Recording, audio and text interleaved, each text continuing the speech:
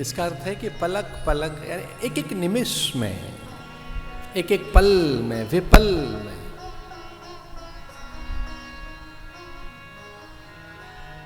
जीवन बीत रहा है।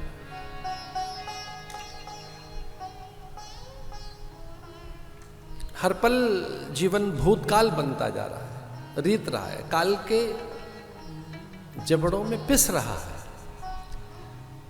काल ब्याल मुख ग्रास त्रास निर्णास हेतवे, काल हमको पीस रहा है, काल के जबड़ों में काल का कौर, काल के ग्रास बनकर हम पिस रहे हैं। त्रास निर्णास हेतवे। श्रीमद्भागवत शास्त्रम कलौ कीरेण भाषितम।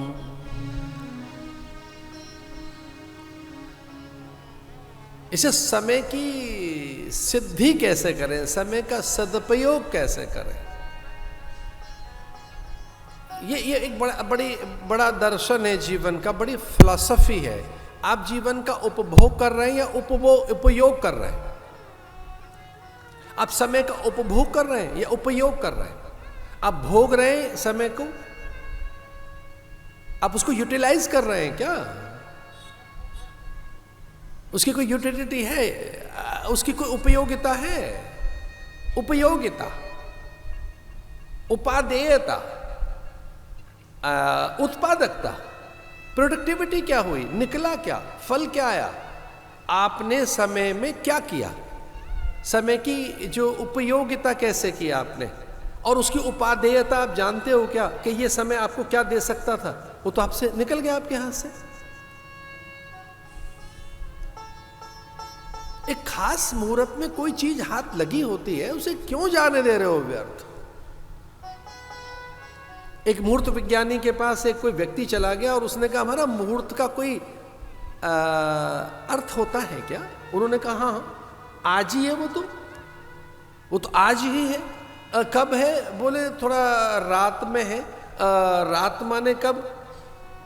बोले बस अब जैसे रात होगी तब से लेके और प्रभात तक। इसमें क्या करना है? बोले इसमें मूल्यवान वस्तु हाथ लग सकती है। मूल्यवान माने क्या? बोले रत्न, धन, संपदा, पद, प्रतिष्ठा, विचार, गुरु, ज्ञान, कुछ भी मूल्यवान। साधन क्या करूं?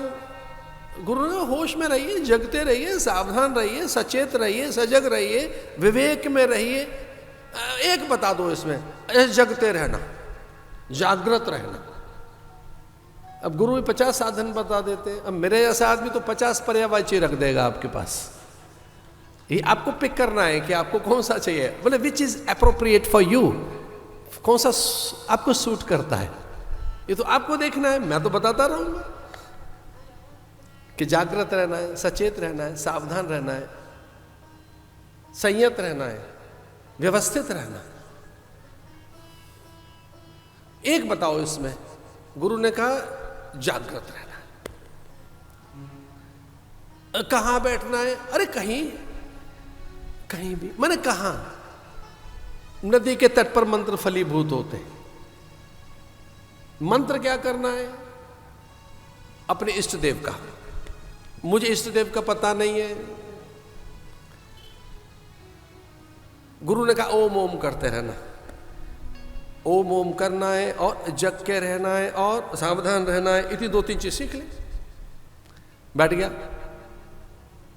दूर एक नदी के किनारे, रात के समय बैठ गया। अब बैठ तो गया, अब समय में क्या करें, विचार क्या करें, योजना क्या बनाए, कुछ पता तो है नहीं। गुरु ने कहा जगते रहना, सावधान रहना, ओम ओम करते रहना। गुरु ने तो बहुत बातें बताई थी। एक हीरा हाथ लग गया, चमकीला सा। चंद्रमा की किरणों ने फेंक दिया। होश में नहीं था, बस जगा हुआ था, आंखें खुली हैं, होश में नहीं है।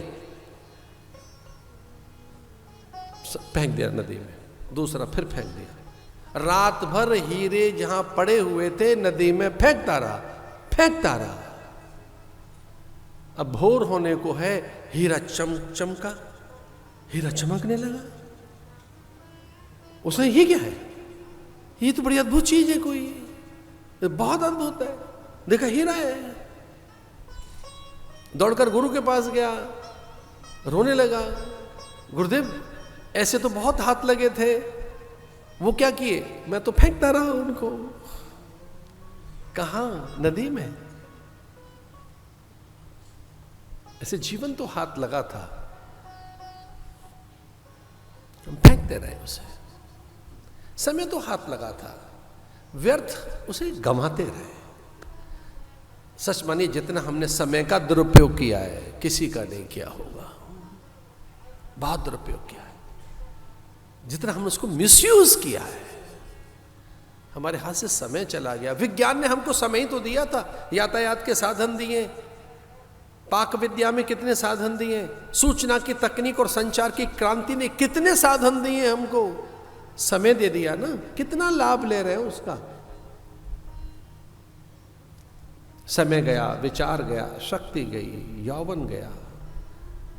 एक है उपयोग, और जब उपयोग को सीखोगे तो उपयोगिता भी आएगी समझ में, उपादेयता समझ आएगी, उत्पादकता समझ आएगी। एक है उपभोग, भोगते रहिए, फिर भोगने के बाद तो मलमूत्र बन जाता है, हाथ तो कुछ आता नहीं। किस ढंग से भोगा है, पाप कर्म का फल तैयार है, फिर भोगा किस दृष्टि से है। सच मानिए, हथेली पे रखा हुआ अन्न अगर प्रसाद है तो आपका तारण कर देगा, और वो खाली अन्न है तो मल बनेगा और कुछ नहीं।